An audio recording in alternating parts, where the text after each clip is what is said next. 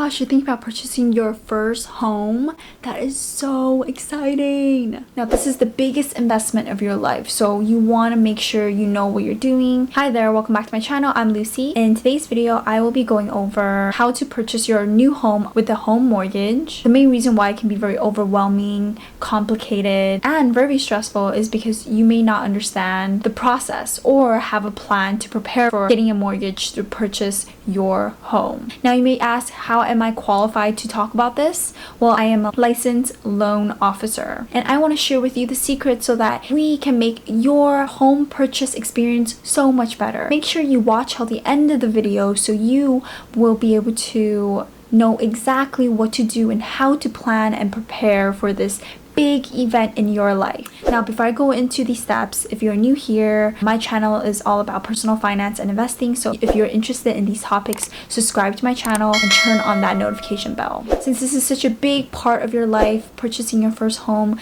can be expensive, can be stressful, and can be a lot of work, but I want to make it as simple as possible. In the mortgage loan approval process, we look at three things. The first is your income, then your debt, and lastly, your credit. The first is to get your income and debt sorted out, to figure out exactly how much you have and you're able to afford. You need to prepare yourself. Are you able to afford these additional monthly payments based on your salary and your current debts and expenses? You need to make sure that you're purchasing a home that's in your price range. Before applying for a mortgage, try to pay off most of your debts, especially the revolving debts. If you have a credit card, it's better to pay those off, or if you have big student loans, you should pay those off, because a big portion of qualifications is to see if you have sufficient income to cover all your debts.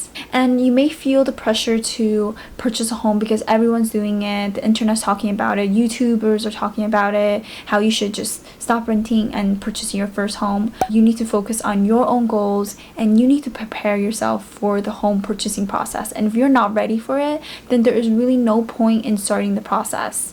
Rent until you are comfortable with where you are currently and your financial situation to be able to afford purchasing a home. That's why it's important to really look at your overall financial picture. Is this an investment you're willing to make? And if you're not ready to make this investment, purchasing a home on a mortgage can be a big financial burden, especially if you cannot afford it anymore. So make that decision based on your financial situation, whether that is how much money you make, how much expenses you have, instead of what other people are saying. The most exciting thing is that buying a home should really be a blessing. Not everyone can purchase a home, and by having a plan, you can set up yourself for financial success. The next step is to get your credit sorted out. A big factor in approving you for a mortgage is your credit score. Look at your own credit history and see if you're in good standing. 580 credit score is the minimum for an FHA loan. 620 is a target for a good rate, and 720 will get you a conventional loan. And most of these pricing is really dependent on your credit score. The better your credit score, the better pricing you'll receive. Right now, you're not in a position with a good credit score. Really evaluate how you can get to the point where you can build good credit. You get that resolved before getting yourself into more debt. And since you're preparing to purchase a home, which is one of the biggest investments in your life, don't settle for the minimum. Settle for a better balance, a better rate. And you want to make sure you're getting the best deal, obviously. And since interest does add up, it will save you so much more money by having a better rate. Of course, just because you lock in at a certain rate at the beginning doesn't mean you can't refinance the home, but just know that refinancing does have additional cost in the future. Now, before I move on to the next step, be sure you hit that like button and leave in the comment below on whether or not you have purchased your first home and what that experience was like for you. Step number 3 is to make sure you have your finances ready. Make sure you have all the costs saved up. So this includes your down payment, deposits, closing costs, and even some moving costs. The minimum down payment for a conventional loan is between 3 to 5%. The minimum on a FHA loan is 3.5%. And FHA loans has credit requirements that are easier to qualify for.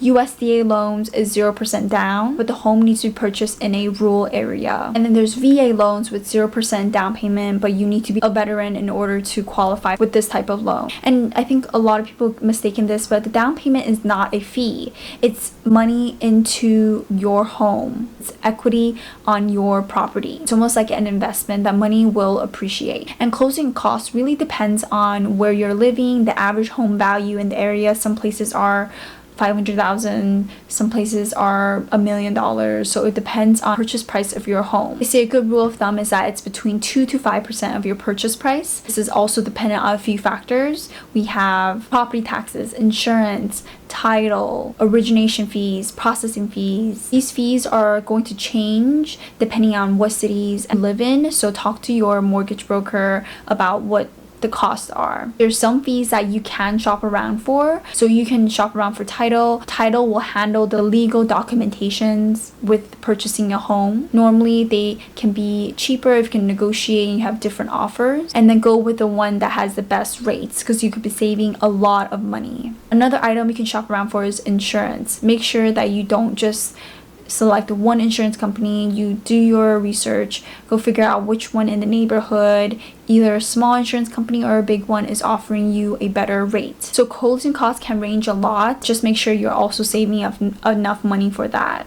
The moving and renovations. So if you're purchasing a home that still needs renovations to be done, you also want to make sure you have enough money saved up for that. The last thing you want is to have an undone house that you have to move into and you have no money to renovate the place. Step number 4 now is to get pre-qualified. The whole reason you want to get pre-qualified before you even start looking for a house is so that you can know how much you can actually afford. Now, I know we all like to shop around on Zillow and Redfin and scroll through all these beautiful houses, fall in love with a house, and even go see it in person, and then figure out that you cannot actually get approved for this home because you don't have enough income. So getting pre-qualified will get rid of that stress, so you know exactly how much you can afford and what type of houses you look at. Don't start looking for homes until you get pre-qualified for a mortgage. It's also in your best interest so you don't waste your time looking for homes in a variety of prices when you can't even get approved for that amount. And if you can get a pre-approved, you can also receive a loan estimate which will tell you how much you're paying monthly. You'll get an estimate of what your monthly costs will look like and what you have to pay for at closing.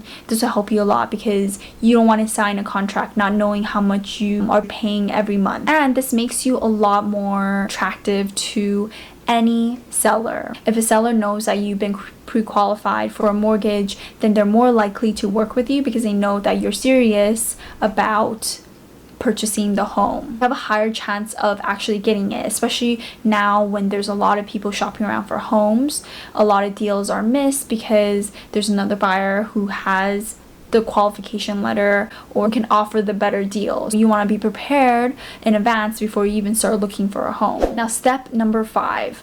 You need to prepare your documents. At this point, you probably already got pre-qualified. You found a home that you are really interested in. Now you want to make sure you have all the documents ready to go. Let me tell you, you'll be signing and submitting so many documents in this whole process. So I want to make it as easy as possible. First, you need to get 2 years of your W-2s or 1099s ready, and maybe even get your tax return ready just to prepare if they need it. Second is you need to gather 30 days of pay stub and try to keep them all in one place. Make sure it's the actual pay stub statements that you receive because the lender wants to see what your pay period is, as well as how much you make per hour, what you make after deductions. These all go into qualifying for the loan. And lastly, you want to have 2 months of your most recent bank statements. This cannot be transaction histories. It has to be the actual bank statements. They want to see what you have at the beginning of the month and what you ended off the month with. This needs to show your name, your address, and it needs to show that you have enough funds to pay for the down payment and the closing costs. You want to have this money ready in this bank account when you are looking to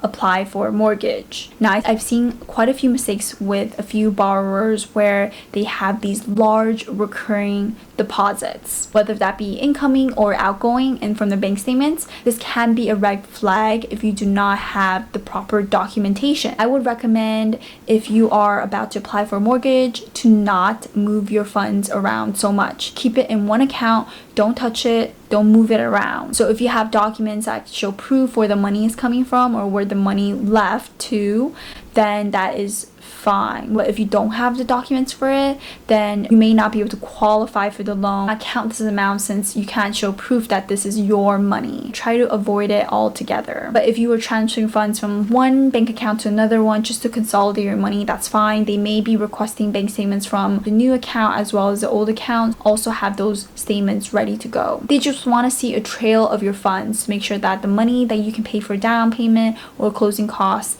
is your money to begin with, and it's not borrowed fund. Another potential red flag is having overdraft or late payment fees. Most likely will need a very detailed explanation for what these fees are and why it happened, and can risk you not getting approved if you don't have a good explanation. Now let's look at being realistic in your timeline. Before you start the process of purchasing a home, you need to ask yourself a few questions. First, do you have the savings to pay for the closing costs and down payment?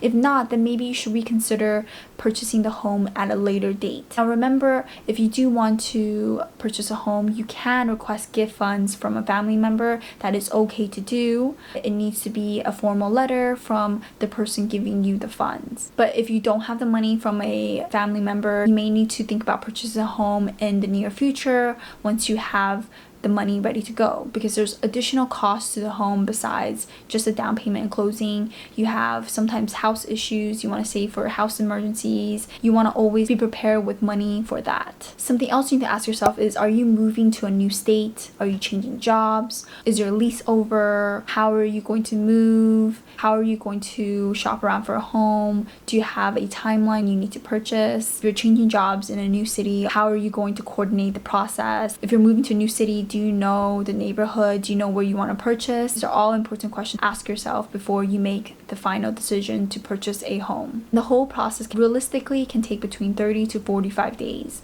There's inspections, appraisals, title needs to be completed. There's quite a few things that go through the whole process, so be prepared for maybe even some delays. I hope that helped you get an idea of how you need to prepare to purchase your first home. An exciting journey, big investment, especially since it's probably going to be one of the biggest purchases in your life, so you want to make sure you are going through the process with confidence and understanding of how the process works. And a lot of it just comes down to you being prepared to provide the right documents, to know exactly if you have the money and ready to go, if you can find the perfect home for yourself, if it makes sense for you right now to purchase a home instead of renting. Ultimately, being a homeowner is such an exciting journey, especially when you get the keys to your new home. I hope you enjoyed this video. If you did, give it a thumbs up, and if you have any more questions about purchasing a home, leave it in the comments below. I can definitely go more in detail in any of these topics that I went over, or if there's something specific you want me to talk about,